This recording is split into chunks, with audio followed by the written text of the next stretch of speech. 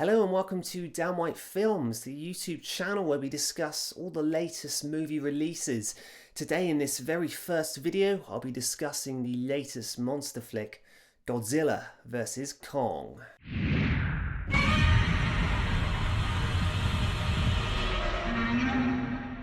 Godzilla vs. Kong is the fourth film in the modern take on the Godzilla franchise, and if you hadn't guessed it, stars Kong from the 2017 film Kong Skull Island. In the director's chair we have Mr. Adam Wingard, whose previous work includes the supernatural thriller Death Note, which I myself have not seen, and I've heard plenty about it. I'm reviewing this film having actually watched it in the cinema. Yes, that is possible now, thank the Lord. I understand this film came out quite a while ago and I'm no doubt very late to the party. So with that in mind, I'm going to forewarn that there are going to be spoilers in this review. Godzilla vs. Kong takes place 5 years after the previous film Godzilla King of Monsters, a film where Godzilla certainly solidified his place as, well, the King of Monsters. Kong is now enclosed in a giant dome on Skull Island, much to his own dislike. He's tossing trees left, right and centre in frustration, although he's calmed down by a deaf child named Gia, who's able to communicate with him via sign language. Despite Kong's anger at being enclosed in a massive dome, I'm sure we'd all feel the same, he appears quite tame in comparison to his last appearance. The film opens with him getting up, having a shower, and it all feels a little bit strange. I was personally expecting him to be more terrifying, much like in Skull Island.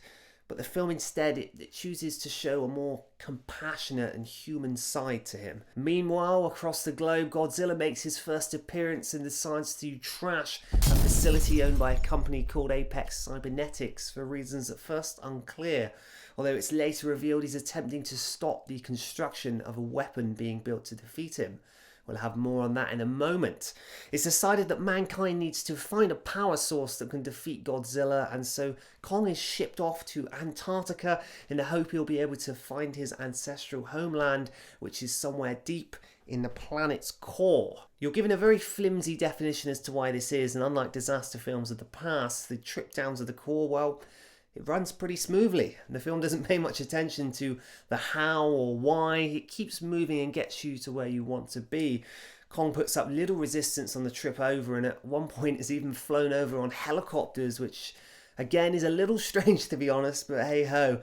It's during Kong's boat journey that Godzilla shows up and all hell breaks loose. Fight number one begins, and although there are some epic scenes, the whole fact that this is taking place in the middle of the ocean puts Kong at a severe disadvantage, and it very much shows. Now, I'm not going to discuss the plot much more than that because in all honesty it is a little bit simplistic and highly convenient to get person or monster from A to B. Kong goes Jules Verne and ventures to the centre of the earth where he finds a nuclear axe of sorts. He rises above Hong Kong and a mighty set piece takes place. To be honest, these big set pieces are one of the main reasons I was watching this film.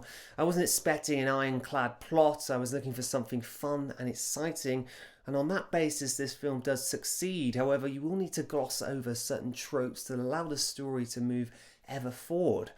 Although this is a tale about giant monsters, I felt certain sections could have been a tad bit more realistic. The bar is set incredibly low and keeps things way down there. The story just keeps moving forward without ever looking back. In that sense, as a fun film, you know, this works, but there isn't a lot of depth to it. We get to the final third, and it's at this point where things start really kicking off. Godzilla blows a gigantic hole in the ground right to where Kong is in the middle of the earth. I know it's very convenient, most of this film is. So Kong gets out and they fight in the city of Hong Kong, and this is where the best of the film is shown. The neon night skyline is beautiful and the fight scene blends such beauty with terror, creating a brutal and destructive showdown between Kong and Godzilla. It is at this point that Apex Industries release their Godzilla killer, Mechagodzilla. They quickly lose control and Mechagodzilla just straight up destroys a section of the city. The night turns to day and a final fight ensues between the three monsters. I do seem to remember saying I wasn't going to discuss the plot much further, but I seem to have done that. My apologies. I left the movie theatre in two minds as the credits rolled, and people, of course, waited for them to finish in the hope of finding some hidden clip, as is the trend nowadays. We've come a long way in showing destruction on the big screen, and watching some of these fights was epic and exciting. The sound design was equally superb, and nowhere better as the roar of the monsters felt than in the movie theatre. I had fun watching this film, but that was it. There's no retrospective thinking to be had, no deeper meaning to be found.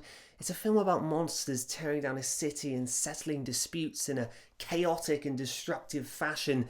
It does attempt to build an emotional connection, but in this it fails. This film is certainly very predictable in parts, but it does do what I suspect fans want, and that is to showcase some remarkable set pieces and have your eyes watch in awe as two kings fight it out on a screen that can barely contain them.